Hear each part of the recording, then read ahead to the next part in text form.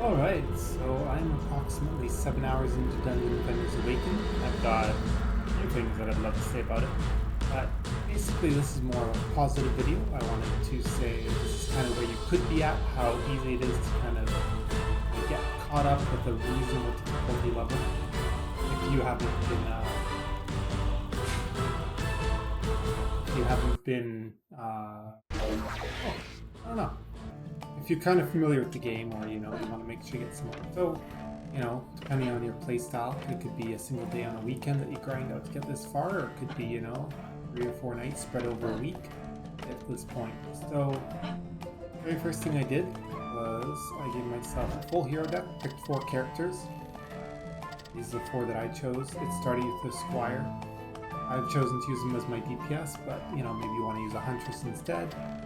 I'm pretty much stuck using the EV as well as using the Apprentice, in my opinion. Although you could get away with using Squire Towers instead of Apprentice Towers if you wanted. That's definitely an option. Especially earlier in the game. Doesn't matter too much. You can see I've got number 28. And then if we look at the campaign, so that's what I've done to kind of get. So it starts you off on medium. So I did super well on medium, and I was like, this is ridiculously, and I guess I did ancient ones as well. I'm like, this is just way too easy. Way too easy. I'm just not even struggling here. So I ramped it up to hard, and I did it on hard. And I was like, I beat Alchemy Labs. Those Alchemy Labs. I don't know why they called it that, but I found this one was a little bit hard because of the boss fight. But generally, I soloed all of these. It was really easy to get all the way through. The only thing that was hard about this one was actually killing the boss before everything went to hell. And the first time I did it, I didn't have quite enough towers built that could easily hit the boss. But second time around, I put up some towers that could shoot the boss for me while he comes down. Makes a huge difference. Very easy to do. At that point, I unlocked an insane encore here, Magus Quarters. Magus Quarters, very easy map to do. Did an insane hardcore, no problems to solo that. I was able to throw together just a really basic, simple build, and that gave me some pretty decent gear. As you can see, suggested level is 45 to 50. I think I was level 20 at the time, or level 18. It was probably 20. I was probably around level 20 when I did this on insane hardcore. So really good loot. And then we went back into Alchemaic Labs. I found a public game. I had somebody in the game to help me so that we could try and kill the boss together, because obviously Insane is a difficulty step up. And by clearing it on there, I was able to get myself into Tornado Valley, which it was a little bit challenging. It wasn't too bad to do solo. And then Tornado Highlands took me a couple tries to clear, but I was able to clear it with my current hero deck, with my current stats. So, I've got stats, but it's nothing super impressive. You can see fairly low stats here.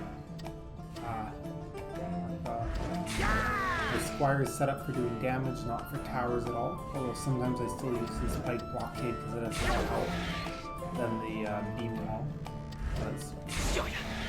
My Monk, I focus mostly on range and a bit of health, but mostly for his slow aura, although sometimes I do use the strength drain aura. I think it's strength drain aura. The strength drain aura, it's the goal, number 4, prevents enemies from having resistances to elementals, and it also reduces the amount of damage things deal. So he's mainly there for the slow auras to help slow down things as they're running through the beam from my EV. And then I've got my mage for actually building some towers if I want. Again, nothing super crazy, gear is still fairly low. But it's at the point now where I can start doing stuff that's actually challenging, drops pretty good loot, and allows you to progress fairly fast. Now, there's no guarantee that you're actually going to find people to group up with if you choose to do a campaign multiplayer and create your own lobby. Now, I haven't gone into looking at survival challenges and all these other things, because a lot of these other modes are really not intended for right when you're starting out, so I'm sticking with the campaign. So, I can show you what I did here on this map, just to show you how it's not that bad to get through it. 7 hours into the game, we're at a good spot. We're also at a spot where, in this game, any point you can join other people's lobbies if you have it unlocked, kind of idea. So it's really nice the more that you can unlock through the campaign. At the harder difficulty levels, the more lobbies you can join. As you can see, most of these I'm locked out of. But if you join somebody's lobby, chances are they'll be able to build everything for you. You can just help DPS. Maybe they need a bit of help with some towers. But in general, the nice thing is if you're skipping ahead to harder difficulties with other players, is they can carry you through and you get all the good loot drops. Loot drops are based on the difficulty of the map you've done, nothing else. So it's very easy to go in there, get some loot without having really good towers yourself.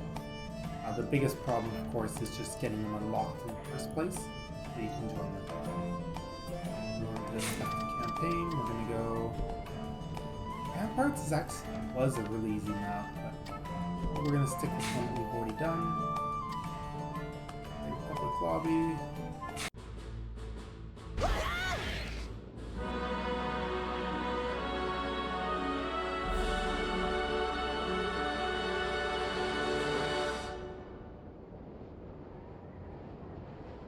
Alright.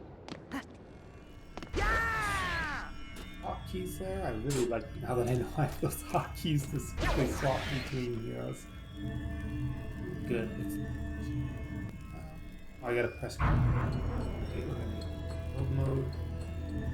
You all here. Oh. Alright, that's good. I'm gonna do my squire walls. Even though they take 3 instead of 2 defense units, you have to do way more. This one. Squire walls. This build. Even though this guy is definitely not designed to build towers.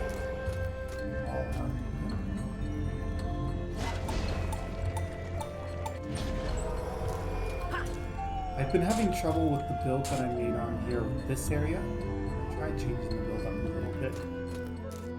This area, but nothing too significant. I just had a lot of problems with waves of enemies coming this way. My walls took a lot of damage. I had trouble keeping them alive.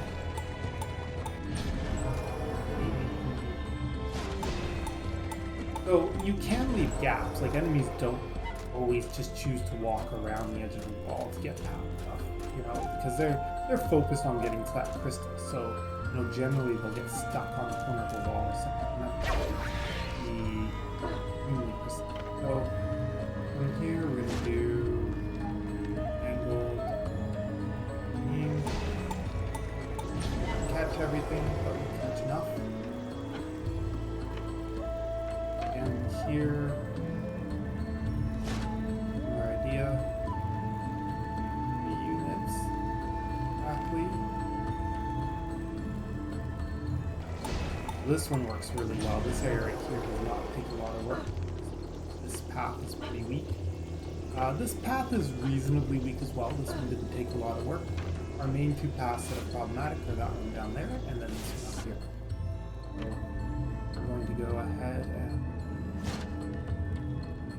I'm going to make this one 4 long. Sound a little crazy. I can tell you, it's totally worth it. I'm going to start this one a little further back just because sometimes enemies get close to the edge of the lake wall. Be able to... I want to make sure they're going to die if they're standing on the edge of the speed wall attack you. Enough to build 1 more beam before we get too crazy here. So, there's no real, I wasn't really happy with how I did this area. I'm going to do the same thing again anyways. I built that a little too close to the archers. Up for DPS, we can get the mana we need to finish the build and show you the rest of how it goes. The general idea with this first wave is this is going to be the one spot that's going to be most vulnerable. What I want to do is majority of my damaging in this area. Now, if I want you to die even faster, then just be patient. This way, this is really having you die quicker.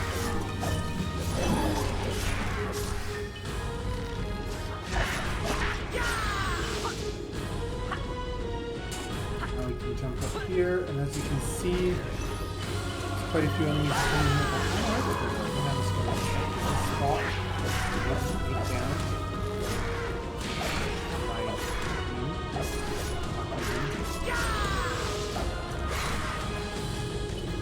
Alright, stuck. Got an archer down here. And then we're all untethered. Oh! That was pretty bad that I jumped off the edge. Oh, brutal. Oh, no! Again! Oh, so bad.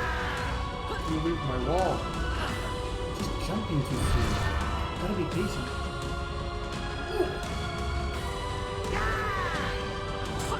Here we go. Patience is... Pushing with that beam.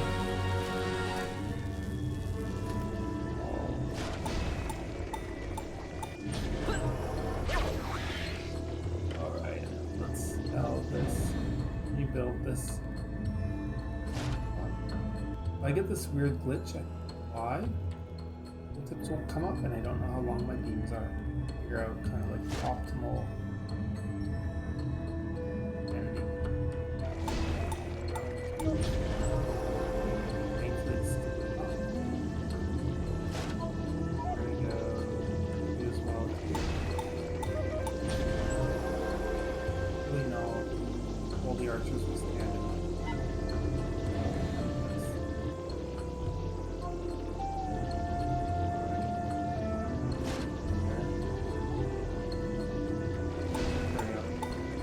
Hoping the archers get caught in that, we might have to adjust it later.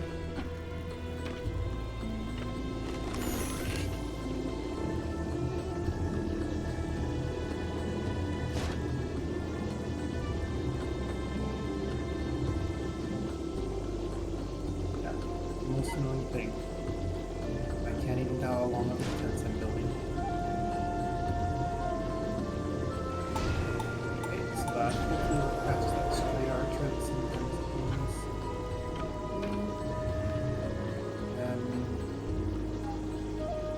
And what I do is I target that, bring up the tip.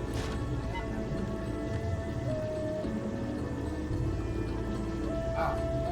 I have to hook them all. It did make it a bit far from the wall though. That's it.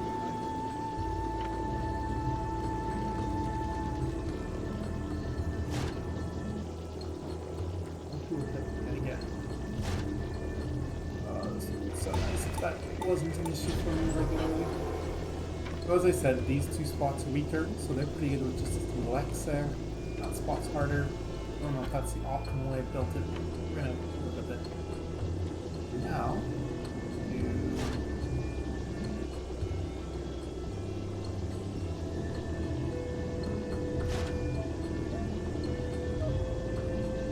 this is not even close to optimal.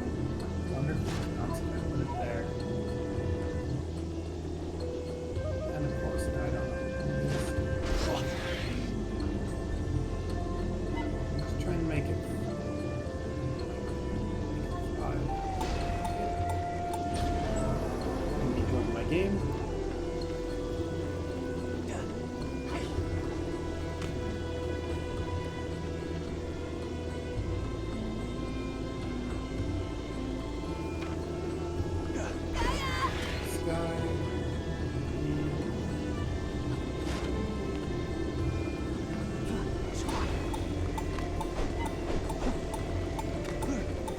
If he wants to do anything, said anything in chat yet. So just keep building stuff until he offers if he wants to.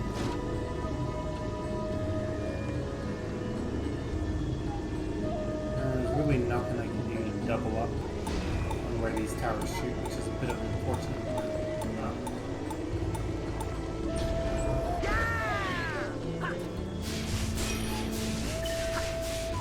Alright, so let's see if he wants to build anything. Give him some mana. Okay, I'm ready. Looks like he's gonna make some stuff. Oh, looks like he's just gonna jump around. Oh, there we go.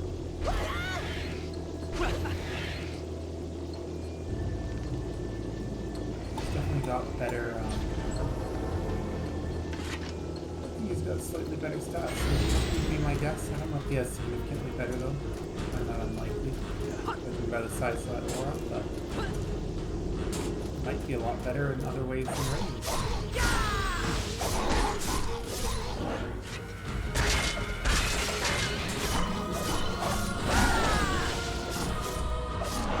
Game's not doing too bad in terms of the amount of lobbies you can find. I'm pretty impressed with how often lobbies and stuff are. Looks like he's taking care of that entire area.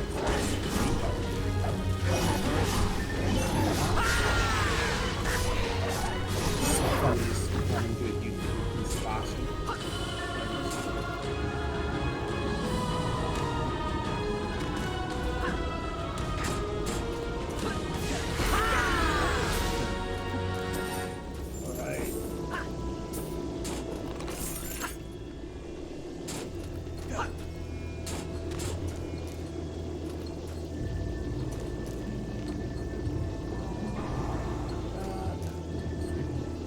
Repair this one for now. I don't know if he needs. I'll keep plans to build more. Yeah, he's gonna build some Deadly Striker towers. I didn't really like my Deadly Striker towers on this map. I don't think they weren't that good. Interesting. One of my favorite towers is not getting blocked. It's way too far off. I'll just sell it. And also, as I thought,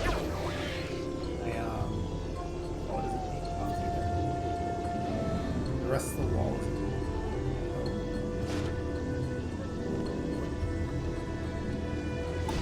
Let's see if this buffs everything. Yeah, so now I've got both walls being buffed and the fire tower. Makes them harder to kill.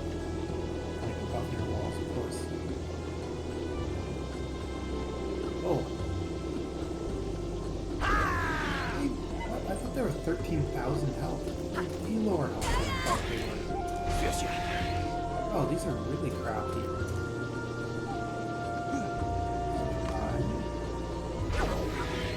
Oh, shit, my new one in comparison. Yeah, that's a very crappy. Well, these are way better. Oops, my bad. Okay. Good thing I checked there. I was wondering why I was having so much trouble last time I was in here. It's like, I thought my spike walls were better than my tree walls. Oh crap, I sold that wall and I have to build another one. Ah! I'll just wait here to get some. And I need bricks. I need a forge. Now we got that.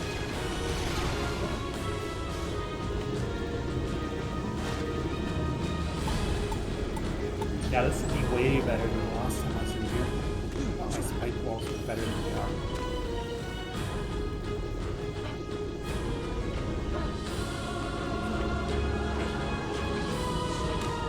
So this aura is not the best design. An electric aura is pretty good, but there will be some enemies who will resist electric attacks. It's not really... Oh, it is doing double DDA. It's just not protecting the wall. It's something I didn't like, but it is hitting a few enemies up here. Always good when you can hit one area at a time. It's not hitting those enemies, so really it should have been moved over a little bit. I mean,